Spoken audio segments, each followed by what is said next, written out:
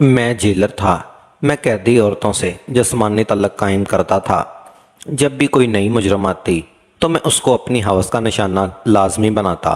एक दफ़ा एक कवारी लड़की चोरी के इल्ज़ाम में आई थी।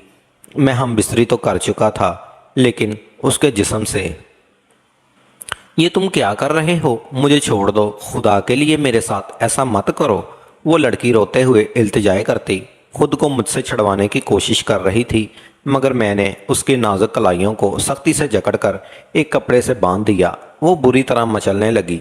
मैंने धक्का देकर उसे मेज़ पर गिरा दिया तो वो कमर मेज़ पर लगने से करा कर रह गई। अभी वो अपनी तकलीफ़ को बर्दाश्त कर रही थी कि मैंने उसको दीवानों की तरह खींचते हुए अपने करीब कर लिया। लड़की के मुंह से दबी दबी चीखें बरामद हुई, मगर मैंने बर वक्त उसके मुंह पर सख्ती से हाथ जमा लिया। उसकी आंखें फटने वाली हो गई थी। इसके नरमो नाजुक चेहरे पर मेरे सख्त खुरदरे हाथ इतनी सख्ती से जमे हुए थे कि लड़की चेहरे को हरकत देने से कासर हो गई। उसकी आंखों में इल्तिजा और रहम की भीख साफ नजर आ रही थी, मगर मैं तो उसका हसीन सरापा देखकर पागल हुआ चुका था। मेरे हवास सलामत नहीं थे कि मैं उसकी आंखों में लिखी फरियाद पढ़ता।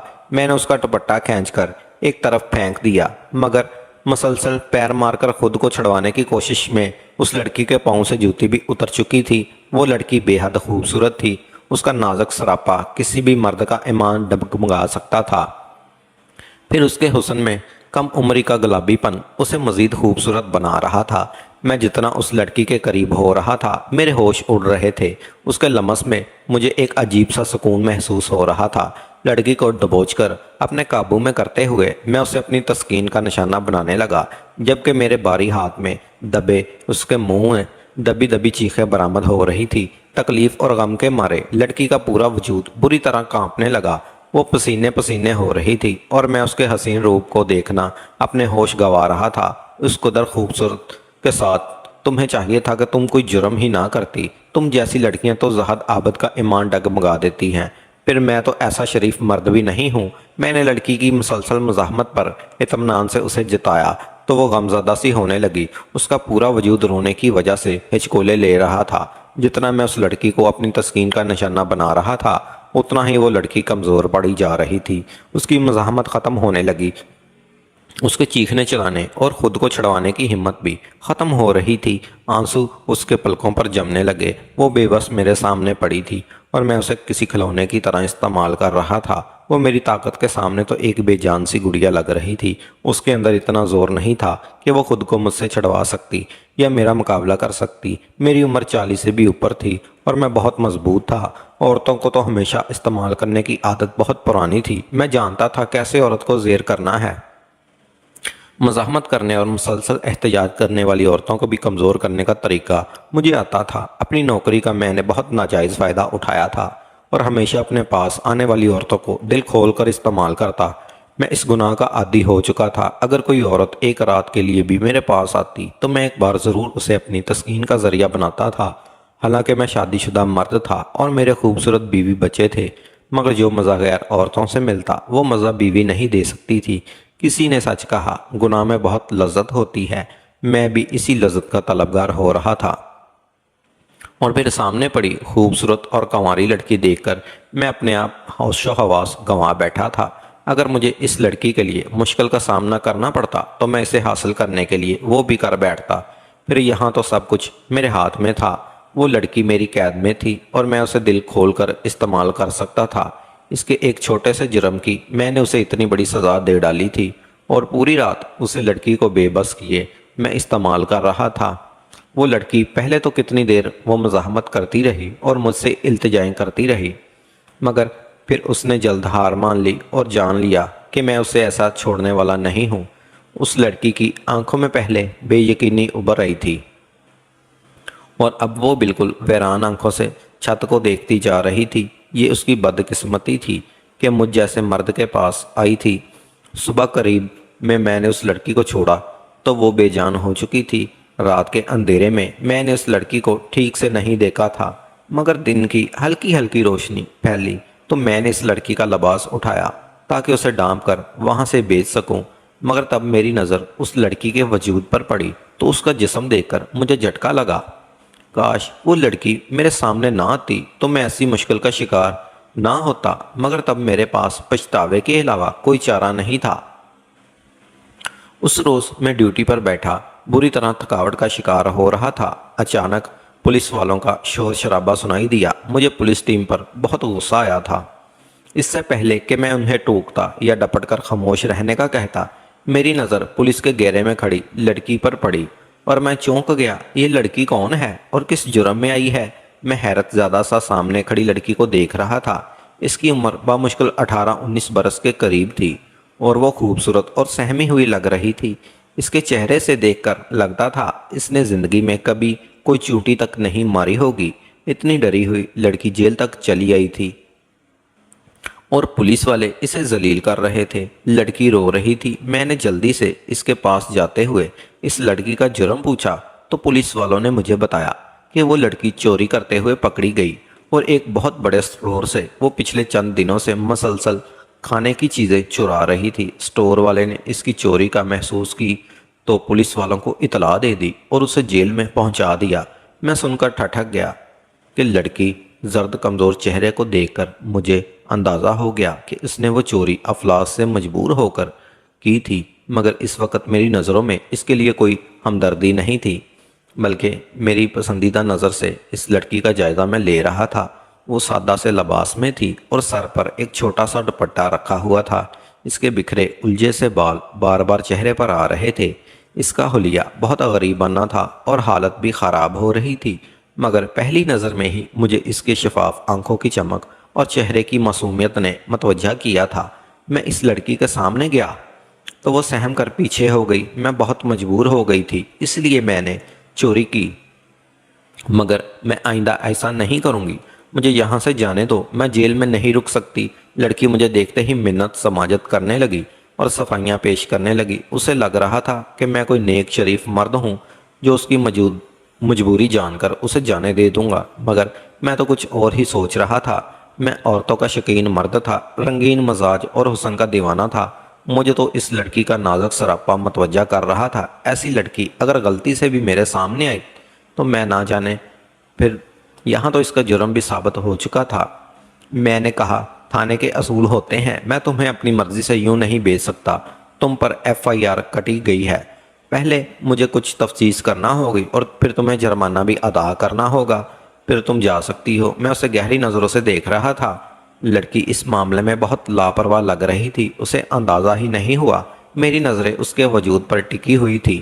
میرے الفاظ پر وہ مایوس ہو گئی، کہنے لگی، ٹھیک ہے، میں تفتیش کے لیے تیار ہوں، مگر قسم کھا کر کہتی ہوں ایسا کوئی جرم نہیں کیا جس میں کسی کا نقصان ہو۔ کھانے پینے کا بہت سامان اٹھاتی تھی اور اتنی تعداد میں ہی اٹھاتی تھی کہ چند پیسوں کا نقصان ہوتا۔ دکاندار میری مدد کرنے کے بجائے تیار نہیں تھا۔ میں نے ہر دکان سے ادھار مانگا۔ گھر میں چھوٹے بہن بھائی بھوکے ہیں، مجھے ہر طرف سے مایوس ہو کر چوری کرنا پڑی۔ کہنے لگی، مجھے نہیں لگتا کہ قانون مجھے اس مجبوری کی بھی سزا دے گا۔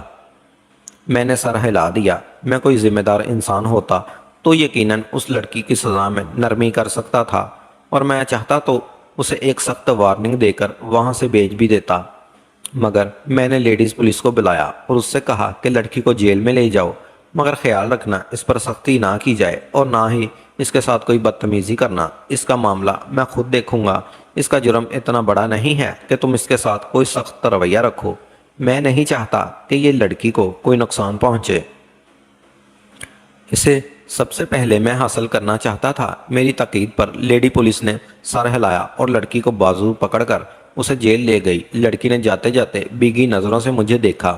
اس کی آنکھوں میں التجا صاف نظر آ رہی تھی، مگر میں ابھی اس پر ترس کھا کر اسے ہاتھ سے جانے نہیں دے سکتا تھا۔ دن بھر کام نپٹا کر میں رات کو فارغ ہوا تو گھر جا کر آرام کرنے کے بجائے سیدھا اس لڑکی کے جیل تک پہنچ گیا۔ حالانکہ صبح تھانے میں کچھ افسران نے آنا تھا اور ان افسران کا سامنا کرنے کے لیے ضروری تھا کہ میں گھر جا کر آرام کرتا اور صبح سویرے تازو دم ہو کر اپنی ڈیوٹی پر چلا آتا، مگر میں نے وہ رات اس لڑکی کے ساتھ گزارنے کا سوچ لیا تھا۔ میں اس کی جیل میں پہنچا تو وہ ایک دیوار کے ساتھ لگ کر بیٹھی رو رہی تھی۔ اس کے پورے وجود پر لرزہ طاری تھا، لگتا تھا جیسے کسی تکلیف کا شکار تھی۔ میں نے جیل کا دروازہ کھلوایا اور لڑکی کو دیکھنے لگا۔ وہ بھی سر اٹھا کر مجھے دیکھ رہی تھی۔ مجھے دیکھتے ہی اس کی آنکھوں میں ایک امید جاگی اور وہ کھڑی ہو کر میری طرف بھاگی۔ کیا میری سزا ختم ہو گئی؟ لڑکی نے آج سے پوچھا۔ میں نے اسے کہا، ہاں ایسا ہی سمجھ لو۔ تم میرے پیچھے آؤ، مجھے کچھ ضروری بات چیت کرنی ہے، پھر تم گھر جا سکتی ہو۔ میں نے بہانے سے اسے ایک کمرے میں لے گیا۔ یہ کمرہ خالی تھا۔ عام طور پر مجرم سے ان کا جرم اگلوانے کے لیے استعمال کیا جاتا تھا، مگر اس وقت میں وہاں سے سب کو ہٹا کر اس لڑکی کو وہاں لے آیا تھا۔ لڑکی اپنے انجام سے بے خبر میرے پیچھے چلتی رہی اور مجھے قسمیں کھا کھا کر اپنے حالات بتانے لگی۔ اس کے الفاظ جھوٹے نہیں تھے، وہ مسلسل رو رہی تھی۔ یتیم لڑکی تھی، مگر مجھے اس کی پرواہ نہیں تھی۔ مجھے تو اس بات سے خوشی ہوئی تھی کہ وہ کنواری اور کم عمر لڑکی ہے۔ اس کا مردوں سے کوئی تجربہ نہیں تھا، اسے مجھ سے پہلے کبھی کسی نے ہاتھ نہیں لگایا تھا۔ یقیناً اس کے بکھرے حلیے کی وجہ سے اسے سب ایک فقیرانی سمجھتے تھے۔ جیل میں اکثر مجھے خرانٹ یا بڑی عمر کی عورتیں ملتی تھیں۔ پہلی بار میرے سامنے کم عمری کنواری لڑکی آئی تھی، میرا دل جوش سے دھڑک رہا تھا۔ اس لڑکی کو کمرے میں لے جاتے ہی میں نے اسے اپنی ہوش کا نشانہ بنانا تھا، اور اس لڑکی کی چیخوں التجاؤں پر کان نہیں دھرے تھے۔ اب میں ساقط صاحب پھٹی پھٹی آنکھوں سے اس لڑکی کو دیکھ رہا تھا۔ میں جلدی سے اس لڑکی کو لے کر کمرے سے باہر نکلا۔ میرے پاس کوئی ایسی چادر موجود نہیں تھی جس سے میں اس لڑکی کا جسم چھپاتا۔ مجھے خوف تھا اس لڑکی کا جسم کوئی بھی دیکھتا تو میری خیر نہ ہوتی، جبکہ میں خود بھی حیرت اور پریشانی کا شکار تھا کہ اس لڑکی کے ساتھ ایسا کیا ہوا تھا اور مجھے پہلے یہ خبر کیوں نہیں ہوئی تھی۔ میں ابھی باہر نکلا تھا کہ پولیس والا میرے پاس آیا۔ اس نے بتایا کہ افسران پہنچنے والے ہیں اور وہ آتے ہی تھانے کا وزٹ کریں گے۔ جیلیں صاف کی جا چکی تھی، قیدی عورتیں بھی تمیز اور ادب سے اپنی اپنی کوٹری میں بیٹھی ہوئی تھی، جبکہ میں اس لڑکی کو لیے کھڑا تھا۔ میں نے بخلا کر اس پولیس والے سے کہا، ایک لیڈی پولیس کو بھیجو جو اس وقت ڈیوٹی پر نہیں ہے، اور لڑکی کی FIR کا اندراج ہٹا دو۔ میں پسینے پسینے ہو رہا تھا۔ میری بخلاہٹ پر پولیس والے بھی حیران ہو گیا، کیونکہ میں زندگی میں کبھی ایسے حواس باختی کا شکار نہیں ہوا تھا۔ ایک بات ماں جیلر تھا جس سے آج تک کوئی غلطی نہیں ہوئی تھی۔ میں جتنی بھی قیدی عورتوں کو استعمال کرتا تھا، ان کی خبر کبھی کسی افسران تک نہیں پہنچی تھی، کیونکہ ان عورتوں کو استعمال کرنے کے بدلے میں ان کی سزاؤں میں نرمی کرتا تھا۔ وہ عورتیں مجھ سے نفرت کرنے کے باوجود میرے بارے میں کسی کو بتا نہیں پاتی تھی۔ پہلی بار اس لڑکی کی وجہ سے میں بری طرح پھنس چکا تھا۔ پولیس والے نے میری مدد کی۔ ایک لیڈی پولیس بھاگتے ہوئے میرے پاس آئی۔ میں نے اسے کہا، اس لڑکی کو اس کے حوالے کیا اور اس سے کہا کہ اسے رازداری سے کسی ہسپتال میں پہنچا دو اور ڈاکٹر سے کہہ دینا کہ احتیاط سے اس کا علاج کرے۔ میں بعد میں اسے ملنے آؤں گا۔ لیڈیز پولیس سوالیہ نظروں سے مجھے دیکھتی رہی، مگر جلد بازی میں اسے کوئی تفصیل نہیں بتا پایا تھا۔ اسی لمحے جب لیڈیز پولیس لڑکی کو لے کر تھانے سے نکلی، افسران پہنچ گئے۔